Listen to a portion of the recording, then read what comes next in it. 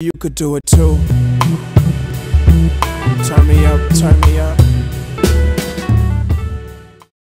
The only thing I really showed up for and readily showed up for since 7th grade was band practice. So I considered myself very fortunate. So that's why I really like talking to kids now, because I realize, man, you could be that kid that has this awesome glow about you, but unless, someone's around to recognize that glow and to hone in and harness and sort of help mentor and cultivate what's there, these kids don't have a chance.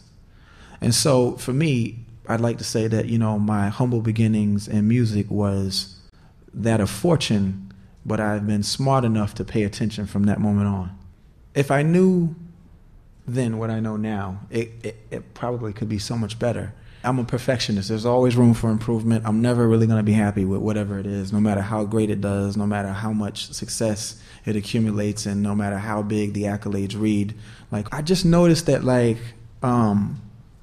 these things kept coming my way, and I would pay attention to it and say, okay, I would weigh it out in my mind, okay, what is the benefit from this? I would always ask myself that, and then I'd say these things to my mom, and she just would not be surprised. But I was always surprised, what do you mean? This is huge.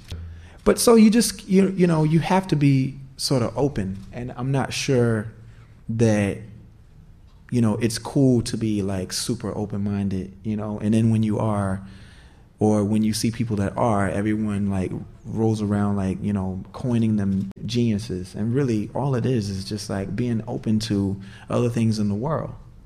And I guess that's it. Because I didn't plan these things. Now, in the last few years, when I started to catch on and started to make sense, I'm oh, okay, this is how it goes. You sort of set out these goals, and then you have long-term goals, and then you have short-term goals. And somewhere within, you find your hobbies, and then you find the things that you are interested in, which are two separate things, because what your hobbies are, what you naturally and readily go to, and what you're interested in are the things that you don't mind studying a little more and researching a little more than you would anything else. And somewhere at the 50-yard line is what you should be doing with your life. I was lucky enough to stumble across that. I look at every opportunity as something that cements the next block in your sidewalk. And it's just important to, don't look over your shoulder every 5 minutes. If anything, just continue to stand on your tippy toes to see how far you can see and what's in the horizon.